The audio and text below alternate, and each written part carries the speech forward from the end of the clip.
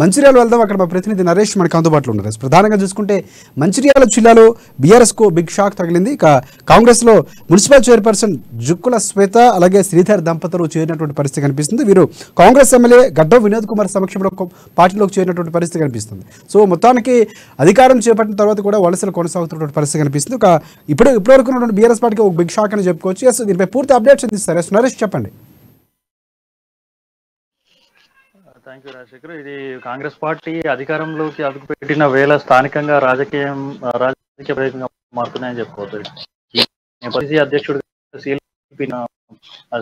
CM గా ప్రమాణ స్వీకారం ఈ రోజు ఇటు మంచిర్యాల జిల్లా బెల్లంపల్లి బీఆర్ఎస్ పార్టీకి గట్టి షాక్ తగిలిందని చెప్పుకోవచ్చు. ముఖ్యంగా ఇటీవల జరిగినటువంటి బీఆర్ఎస్ పార్టీ ఓటర్లు గట్టి షాక్ ఇచ్చినటువంటి వాటికి ఆ షాక్ మరో గట్టి ఎదురు దెబ్బ తాకిందని చెప్పుకోవచ్చు.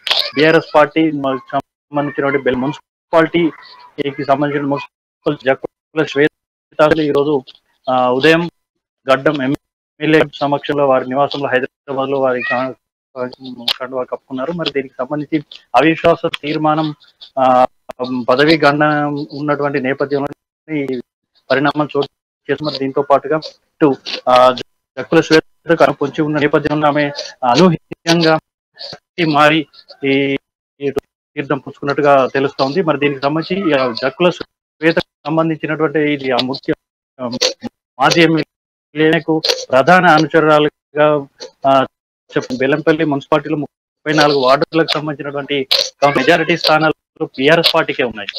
ఈ క్రమంలో కాంగ్రెస్ పార్టీ ఎన్నికల సమయంలో పార్టీలోకి ముఖ్య నేతలు ఒక 5 ముఖ్య కౌన్సిలర్లు కాంగ్రెస్ పార్టీలో చేరడం జరిగింది. మరి ఈ క్రమం బెల్లంపల్లి రోజే ఈ ఎన్నికలు జరిగినటువంటి మరుసటి రోజు నుంచే అవిశ్వాస తీర్మానానికి రహస్య మంతనాలు జరిపినటువంటి పరిస్థితి నెలకొంది. సంబంధించినటువంటి ప్రధానంగా బీఆర్ఎస్ పార్టీకి సంబంధించినటువంటి కౌన్సిలర్లే ఈ రహస్య సంఘానికి ముఖ్య పాత్ర వహిస్తున్నట్టుగా తెలుస్తుంది.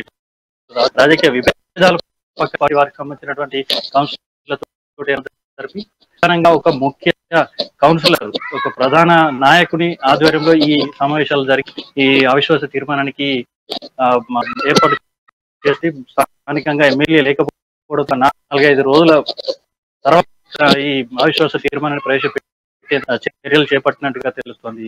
ముఖ్యంగా గత ఈ బెల్లం మున్సిపల్ చైర్పర్సన్ పై అవిశ్వాసం ప్రవేశపెట్టేందుకు కౌన్సిలర్లందరూ మూకుమ్మడిగా నిర్ణయం తీసుకొని మంత్రి కేటీఆర్ ఈ అవిశ్వాస తీర్మానాన్ని వేగంగా జారీ చేయడంతో ఆ ప్రయత్నాన్ని విరమించుకున్నారు. మరి ఈ క్రమంలో రాజకీయ సమీకరణలు మారాయి, ఎమ్మెల్యేలు కూడా మారారు.